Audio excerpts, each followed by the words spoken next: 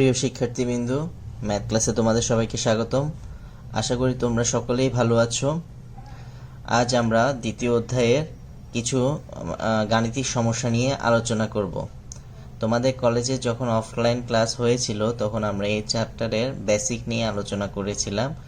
এখন সেই আলোকে আমরা এই চ্যাপ্টারের যোগাশ্রয়ী প্রোগ্রামের কিছু সমস্যা নিয়ে আজ আলোচনা করব। আশা করি এখানকার এই চ্যাপ্টারের প্রত্যেকটা ম্যাথই সেম ফর্মুলায়। আমি যদি একটা ম্যাথ খুব ভালোভাবে আয়ত্ত করতে পারি তাহলে আমার বাকি ম্যাথগুলো করা সবচেয়ে বেশি ইজি হয়ে যাবে। তো তাহলে শুরু করা যাক আজকের ক্লাস। তো ফার্স্টে আমাকে বলছে যে যোগাশ্রয়ী প্রোগ্রামের লেখচিত্রের সাহায্যে সমাধান করে সর্বনিম্ন কর নির্ণয় করতে বলছে। আমাদের যোগাশ্রয়ী প্রোগ্রাম আমরা বিভিন্ন ফর্মুলার মাধ্যমে সমাধান করে থাকি। তো ইন্টারমিডিয়েটে আমরা যে সমাধানটা দেখাবো সেটা হচ্ছে গ্রাফিক্যাল সলিউশন, গ্রাফ লেখচিত্রের সাহায্যে সমাধান করা। যদিও আমি এখানে লেখচিত্র ছাড়া একটা অ্যাপ্রক্সিমেট চিত্র দিয়ে তোমাদেরকে বুঝিয়ে দেব। তোমরা যখন ম্যাথটা সলিউশন করবা পরীক্ষার হলে অবশ্যই তোমরা গ্রাফ পেপারে চিত্রটা আঁকার চেষ্টা করবা। তো আমার এখানে একটা অভিষ্ট ফাংশন দেওয়া আছে, আমরা কিসের উদ্দেশ্যে যোগাশ্রয়ী প্রোগ্রাম নির্ণয় করব সেই উদ্দেশ্য সাধনের জন্য, যেমন আমাকে এখানে সর্বনিম্ন কর নির্ণয় করতে হবে। সর্বনিম্ন করের জন্য আমি একটা ফাংশন এখানে দেওয়া আছে, যে ফাংশনটা হচ্ছে 2x - y। এই ফাংশনটাকে বলা হবে অভিষ্ট ফাংশন, যেখানে x এবং y কে বলা হয় সিদ্ধান্ত চলক। x এবং y সিদ্ধান্ত চলক, এবং x এবং y সবসময় নন নেগেটিভ একটা সংখ্যা, এটা কখনো নেগেটিভ হবে না, এটার মান সবসময় নন নেগেটিভ হবে। আর এই ম্যাথটা সলিউশন করার জন্য আমার যে শর্তগুলো আছে সেই শর্তগুলো আমি খেয়াল করব। আমার কিছু লিমিটেশন থাকবে, সেই লিমিটেশনগুলো এখানে দেওয়া আছে। x + 2y <= 8, 4x + 3y <= 12, x + y <= 5, and x and y <= 0। তো এই যোগাশ্রয়ী প্রোগ্রাম অলরেডি এখানে আমাকে তৈরি করে দেওয়া আছে, আমাকে জাস্ট সমাধান করে সর্বনিম্ন করটা বের করতে হবে।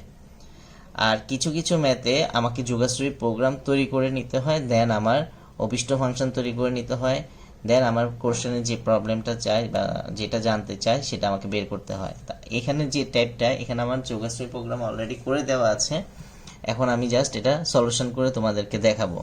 তো এটা সমাধান করার জন্য যে আমার অসমতাগুলো দেওয়া আছে, এই অসমতাগুলোকে আমি সমতা বিবেচনা করব। দ্যাট মিনস x + 2y = 8, এটাকে আমি সমতা বিবেচনা করব। 4x + 3y = 12, আরেকটা হচ্ছে x + y = 5। এই তিনটা সমীকরণকে আমি সমতা বিবেচনা করে দেন আমি একটা লেখচিত্র অঙ্কন করব। তাহলে এই তিনটা সমীকরণ আমার দেখতে মনে হচ্ছে একটা সরলরেখা সমীকরণের মতন, আর সরলরেখা সাধারণ সমীকরণে আছে। যেহেতু সরলরেখা সাধারণ সমীকরণে আছে এবং তিনটাই সরলরেখার সমীকরণই, তাহলে এই সমীকরণগুলো আমার ড্র করার জন্য এই সমীকরণগুলোকে আমি একটা সরলরেখা সমীকরণের সাথে তুলনা করব। সেই সমীকরণটা হচ্ছে x/a + y/b = 1। এই সমীকরণগুলোটার সাথে এই তিনটা সমীকরণকে কম্পেয়ার করব। তাহলে এই তিনটা সমীকরণকে যদি আমি এই সমীকরণের সাথে কম্পেয়ার করতে চাই তাহলে আমার রাইট সাইডে 1 বানাইতে হবে। তাহলে এখানে আমার রাইট সাইডে আছে 8, তাহলে এখানে উভয় পক্ষকে আমি 8 দিয়ে ভাগ করব।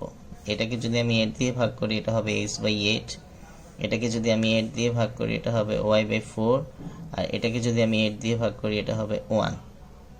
তাহলে এটা এক নম্বর সমীকরণকে আমি আবার এভাবেও লিখতে পারি, এই ফর্মে আছে। দ্যাট মিনস এটা x অক্ষকে এই পরিমাণ একক এবং y অক্ষকে b একক পরিমাণ ছেদ করছে। আমার একটা নির্দিষ্ট সরলরেখা আঁকার জন্য আমার মিনিমাম 2টা পয়েন্ট জানতে হয়।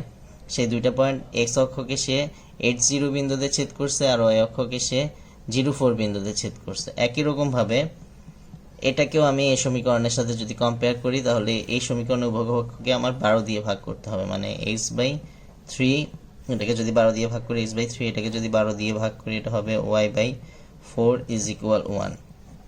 এটা হচ্ছে আমার 2 নম্বর সমীকরণ। আর ফাইনাল সমীকরণ, এটাকে আমি 5 দিয়ে ভাগ করব, x/5 + y/5 = 1। এটা হচ্ছে আমার 3 নম্বর সমীকরণ। এখন এই তিনটা সমীকরণ আমি গ্রাফ পেপারে বসাবো। তোমাদেরকে আরেকটা কথা বলে রাখি, এই সলিউশনটা যেমন আমাদের পরীক্ষায় মেইন পরীক্ষায় ইন্টার পরীক্ষায়ও আসে, আবার আমাদের প্র্যাকটিক্যাল পরীক্ষাতেও কিন্তু সেম প্রবলেমগুলো আসে। তাহলে তুমি একবার শিখে গেলে তোমার দুইটা প্রিপারেশন হয়ে গেল, প্র্যাকটিক্যাল এক্সামেরও একটা প্রিপারেশন হয়ে গেল, আবার ফাইনাল সেকেন্ড পেপারের ফাইনাল পরীক্ষারও তোমার একটা প্রিপারেশন হয়ে গেল। তাহলে এখন আমি 1 2 3 এই সরলরেখাগুলোর সমীকরণ আমি লেখচিত্রে বসাবো। যদি আমি এখানে অ্যাপ্রক্সিমেটলি দেখাচ্ছি, তোমরা বাসায় অবশ্যই এটা লেখচিত্রে করার চেষ্টা করবা। এটা হচ্ছে মূলবিন্দু, এটা এক্স অক্ষ, এটা ওয়াই অক্ষ। এটা এক্স অক্ষকে এ একক পরিমাণ যায়, মানে এক্স অক্ষে সে 8 একক পরিমাণ যাবে। 8 মানে 1 2 3 4 5 6 7 8, এবং ওয়াই অক্ষে এটা 4 একক যায়, 1 2 3 and 4। তাহলে আমি দুইটা বিন্দু পাই, একটা পাচ্ছি এই বিন্দু আর একটা পাচ্ছি এই বিন্দু। এই দুইটা বিন্দু আমি যোগ করে দিই, আমি দুই দিকে বাড়িয়ে দিলাম। এখন এই সমীকরণটা 1 নং সমীকরণ আমি চিত্রটা এঁকে ফেলেছি। এঁকে ফেলার পর আমি দেখব 1 নং সমীকরণটা এসেছে এই অসমতা থেকে। এই অসমতায় আমার সম্পর্ক চিহ্ন হচ্ছে লেস দেন অর ইকুয়াল। যখন লেস দেন অর ইকুয়াল আমার থাকবে তখন আমার সমাধান অঞ্চল বের হবে, নট সমাধান অঞ্চল বের হবে। যেহেতু এটা একটা অসমতা, এটা আমি যখন 1.2 চ্যাপ্টারটা করিয়েছি তখন অসমতার কিভাবে লেখচিত্র আঁকতে হয় সেখানে দেখিয়েছি। এখানে আমরা জাস্ট যোগাশ্রী প্রোগ্রামে তারই হেল্প নিচ্ছি। তাহলে আমার এখানে সম্পর্ক চিহ্ন হচ্ছে less than or equal. Less than or equal হচ্ছে যে এই সরলরেখাটা যে পাশে আমার মূল বিন্দু আছে সেই পাশে সকল বিন্দু হচ্ছে এই সমাধানের অঞ্চল, এই সরলরেখার সমাধান অঞ্চল।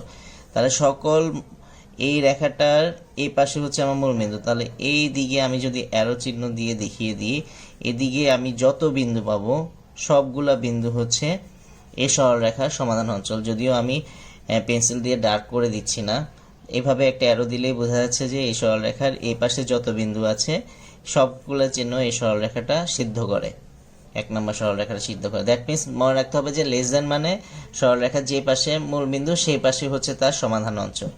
আর এই সমীকরণটাকে আমি 1 নম্বর সমীকরণ দিই।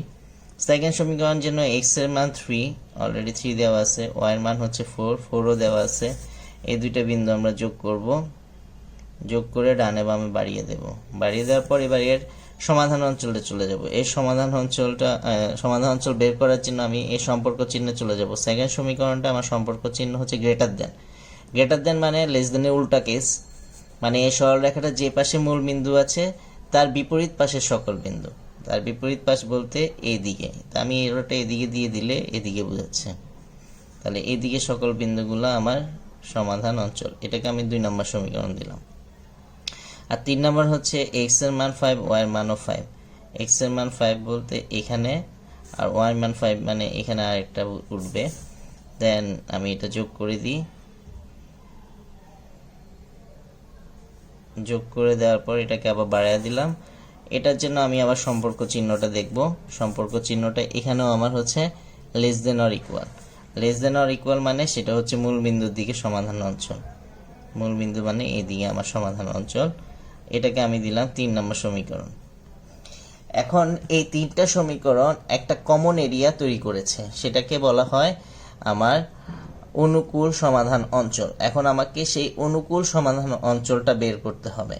এই অঙ্কের মেইন থিম হচ্ছে যে আমি যদি সমাধান অঞ্চলটা বের করতে পারি তাহলে আমার ম্যাথটা সলিউশন করা সবচেয়ে ইজি হয়ে যাবে। তো এই গ্রাফটা আঁকার পর এবার আমাদের নেক্সট কাজটা হচ্ছে সমাধান অঞ্চল নির্ণয় করা। তা আমি যদি বলি 1 নং সমীকরণ বলতে এই রেখাটাকে আমার 1 নং সমীকরণ বোঝাচ্ছে।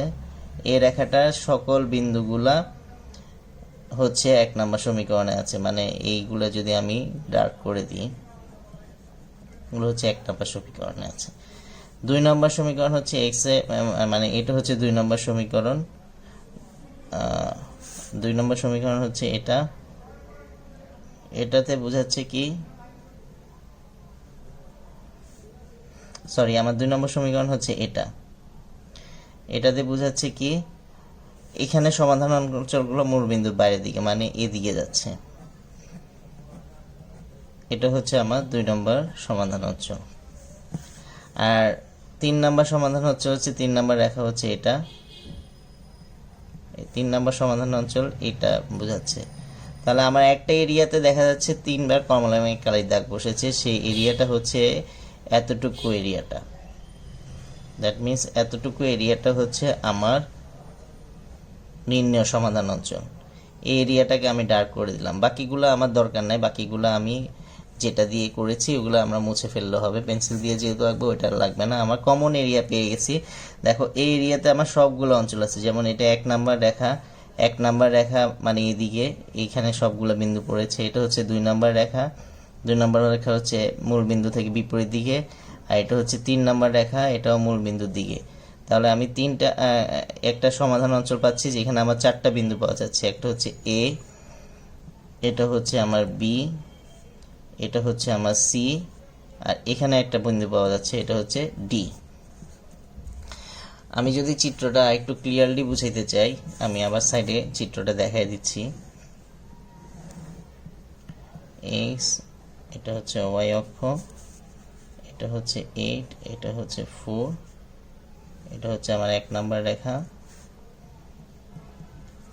এটার অর্থে 4, 4 এর অর্থে 3, একটু কাছে 3, এটা হচ্ছে 2 নাম্বার রেখা, 2 নাম্বার রেখাটা এদিকে যাচ্ছে, মূল বিন্দু বাইরের দিকে যেহেতু গ্রেটার দেন। আর 3 নাম্বার হচ্ছে 5, 4, 5, এটা হচ্ছে 5, দেন এই দুটাও যোগ করে দিই, এটা হচ্ছে আমার 3 নাম্বার রেখা। রেখাগুলো খুব কাছাকাছি চলে আসছে। তাহলে আমার টোটাল সমাধান অঞ্চলটা এই চিত্রে আমি একটু ক্লিয়ারলি বুঝতে পারি। এটা হচ্ছে আমার মেইন সমাধান অঞ্চল। আমার পরীক্ষার হলে এভাবে দেখালেই হবে, এতগুলা এরিয়া দেখা লাগবে না, এটা আমি বোঝার জন্য দিয়েছি। তাহলে এটা হচ্ছে এ বিন্দু, এটা হচ্ছে আমার বি বিন্দু, এটা হচ্ছে আমার সি বিন্দু, এটা সি বিন্দু, আর এটা হচ্ছে আমার ডি বিন্দু। এইটাকে বলা হয় এ বি সি ডি, এটাকে বলা হয় অনুকূল সমাধান অঞ্চল। এখন আমার পরবর্তী কাজ হচ্ছে এ বি সি ডি এই বিন্দুগুলো স্থানাঙ্ক নির্ণয় করব। এখন আমি যদি এই বিন্দুটা স্থানাঙ্ক নির্ণয় করি, এই বিন্দুটা হচ্ছে আমার 2 নম্বর রেখার এক্স অক্ষের ছেদাংশ। 2 নম্বর রেখার এক্স অক্ষের ছেদাংশ হচ্ছে 3। তাহলে এই বিন্দু স্থানাঙ্ক হচ্ছে আমার 0, যেহেতু এক্স অক্ষের উপর 30। তা আগে ফার্স্টে লিখতে হবে যে 1, 2, 3 নং রেখা মিলিত হয়ে অনুকূল সমাধান অঞ্চল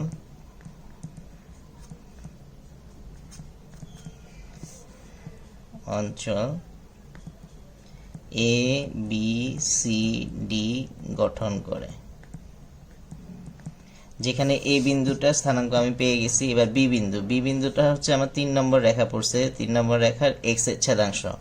3 নম্বর রেখার এক্স এর ছেদাংশ হচ্ছে 5। তাহলে বি বিন্দু স্থানাঙ্ক হবে আমার 50। তারপর আমি আরেকটা বিন্দু পেয়েছি এখানে ডি বিন্দু। ডি বিন্দুতে আমার 2টা রেখা মিলিত হয়েছে, 1 নম্বর রেখাও মিলিত হয়েছে, আবার 2 নম্বর রেখাও মিলিত হয়েছে। তাহলে ডি বিন্দু হচ্ছে ওয়াই অক্ষের উপর, সেটা 1 এবং 2 এর ওয়াই এর ছেদাংশ। তো আমি যে কোনো একটা নিয়ে চিন্তা করি, তাই 1 ওয়াই এর ছেদাংশ হচ্ছে কত 4। তাহলে 4টা আমার কোথায় আছে, ওয়াই অক্ষের উপর আছে। তাহলে ডি বিন্দু স্থানাঙ্ক আমি বলতে পারি 0, 4। তাহলে আমার আর একটা বিন্দু থেকে যায়, সেই বিন্দুটা হচ্ছে সি বিন্দু। তাহলে সি বিন্দুতে আমি দেখব কোন কোন রেখা মিলিত হয়েছে। সি বিন্দুতে আমি দেখতেছি এ একটা রেখা, যে রেখার নাম আমি দিয়েছি 3, আর আরেকটা রেখা মিলিত হয়েছে যে রেখার নাম দিয়েছি আমি 1। তাহলে আমি বলতে পারি সি হচ্ছে 1 এবং 3 এর ছেদ বিন্দু।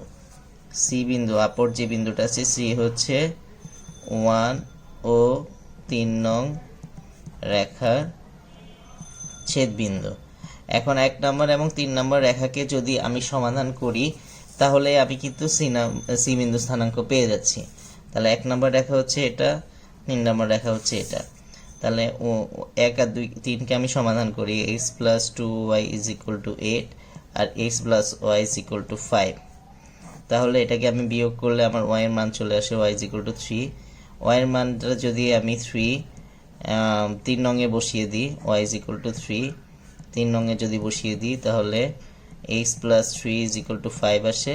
সুতরাং x = আমার আসবে 2। তাহলে সি বিন্দুরও আমি স্থানাঙ্ক পেয়ে গেছি 2 and 3।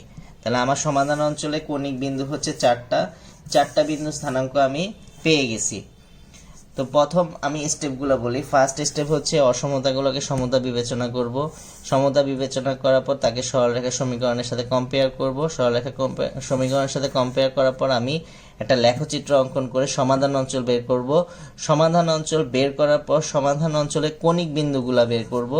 কৌণিক বিন্দুগুলা স্থানাঙ্ক যখন বের হয়ে যাবে তখন আমার যে অভিষ্ট ফাংশনটা দেওয়া আছে কোশ্চেনে, যে z = 2x - y, সেইখানে এই কৌণিক বিন্দুগুলোতে z এর মানটা বের করব। z এর মানটা বের করার পর ওইটার মধ্যে সবচেয়ে লোয়েস্ট মানটা হচ্ছে সর্বনিম্ন কর। কখনো সর্বনিম্ন চাইতে পারে, কখনো সর্বোচ্চ চাইতে পারে। তাহলে বড় মানটা হবে সর্বোচ্চ মান আর ছোট মানটা হবে সর্বনিম্ন মান। তাহলে আমাকে যেহেতু সর্বনিম্ন মান বের করতে বলছে, আমি ওই কৌণিক বিন্দুগুলোতে সর্বনিম্ন মানটা বের করি। আমি z এরটা আগে লিখে দিই 2x - y। এখন কৌণিক বিন্দু প্রথমটা হচ্ছে a, তাহলে A30 বিন্দুতে z এর মান, মানে z = x এর মান এখানে 3 বসাবো, y এর মান 0 বসাবো, মানে 2 × 3 - 0 = 6। তারপর b বিন্দু স্থানাঙ্ক হচ্ছে 50, B50 বিন্দুতে z = এখানে x এর মান 5 বসাবো, 2 × 5 - 0, মানে এখানে আসতেছে 10। তারপর C23 বিন্দুতে z = আসছে 2 × 2 - 3, দ্যাট মিনস এখানে আসে 1। এবং D04 বিন্দুতে z = আসে 2 × 0 - 4, দ্যাট মিনস -4। তাহলে এই 4টা z এর মান পেয়েছি। এই 4টা z এর মানের মধ্যে সবচেয়ে ছোট মানটা হচ্ছে, যেহেতু সর্বনিম্নটা বলছে, এটা হচ্ছে সবচেয়ে ছোট। তাহলে মিন z আমাকে বের করতে বলছে। মিন z = -4। মিন z মানে এটাই হচ্ছে অভিষ্ট ফাংশনের মান। কখন z এর মান -4? যখন x = 0 এবং y = 4, মানে x এর মান 0 এবং y এর মান 4 হলে আমি মিনিমাম z এর মানটা পাবো। এটাই হচ্ছে আমার অপটিমাল, মানে যে সমাধানটা অপটিমাল ভ্যালু, মানে যে অভিষ্ট ফাংশনের মান, আর এটা হচ্ছে আমার সমাধান। এক্স এর মানগুলো হচ্ছে সমাধান আর জেড এর মানটা হচ্ছে ভ্যালু বা মান, যে মানটা আমার কাছে চেয়েছে। তাহলে তোমাদেরকে ম্যাথটা যখন সলিউশন করতে হবে, একটা যোগাশ্রয়ী প্রোগ্রামে জাস্ট আমি সলিউশন তৈরি করে দেখিয়েছি, নট প্রোগ্রামিং তৈরি করে দেখেছি। আমি নেক্সট ক্লাসে কিভাবে যোগাশ্রয়ী প্রোগ্রাম তৈরি করতে হয় সেটা দেখাবো। আজকের ক্লাসে একটা প্রোগ্রাম তৈরি করাই ছিল, আমি সেখান থেকে জাস্ট সমাধানটা দেখাচ্ছি কিভাবে একটা যোগাশ্রয়ী প্রোগ্রাম সমাধান করব। তো সমাধান করার জন্য আমার কিছু শর্ত দেওয়া থাকবে, একটা অভিষ্ট ফাংশন দেওয়া থাকবে। তো অসমতা, যে শর্তগুলো দেওয়া থাকবে সেগুলো অসমতা দেওয়া থাকবে। তাকে ফার্স্টে আমরা সমতা বিবেচনা করে সরলরেখা সমীকরণের সাথে কম্পেয়ার করে সমাধান অঞ্চল বের করব। তারপর কৌণিক বিন্দু স্থানাঙ্ক বের করব এবং সেই কৌণিক বিন্দুগুলো অভিষ্ট ফাংশনে বসিয়ে আমার যদি সর্বোচ্চ মান চাই আমি সর্বোচ্চ মানটা বের করব, যদি সর্বনিম্ন মান চাই সর্বনিম্ন মানটা বের করব। এবং তোমরা এই ম্যাথটা আজকে একবারে যদি না বোঝো বারবার ভিডিওটা দেখবা। ভিডিওটা দেখার পর তোমরা নিজেরা আজকেই এই 4টা ম্যাথ আমি দিয়েছি, এই 4টা ম্যাথ সলিউশন করে ফেলবা সেম ফর্মুলায়। তো এর আগে কিন্তু তোমাদেরকে গ্রাফ আঁকা ভালোভাবেই জানতে হবে। লেস দেন হলে আমার সমাধান অঞ্চল কোন দিকে দেখাচ্ছে, গ্রেটার দেন হলে আমার সমাধান অঞ্চল কোন দিকে দেখাচ্ছে, সেটা ফলো করে ম্যাথটা সলিউশন করলে আশা করি তোমাদের জন্য ইজি হয়ে যাবে। কারণ এখানে সবগুলো অঙ্ক সলিউশন সেম মেথডে। জাস্ট তোমাকে ভালো করে বুঝতে হবে যে অ্যাকচুয়ালি কোশ্চেনে আমাকে কী চেয়েছে। আর আমি যে ম্যাথগুলো দিয়েছি এগুলো সবগুলো প্রোগ্রামিং তৈরি করা আছে, তোমরা জাস্ট সমাধান করবা। তাহলে আজ এ পর্যন্তই। সকলে ভালো থাকো, সুস্থ থাকো, সবাইকে ধন্যবাদ।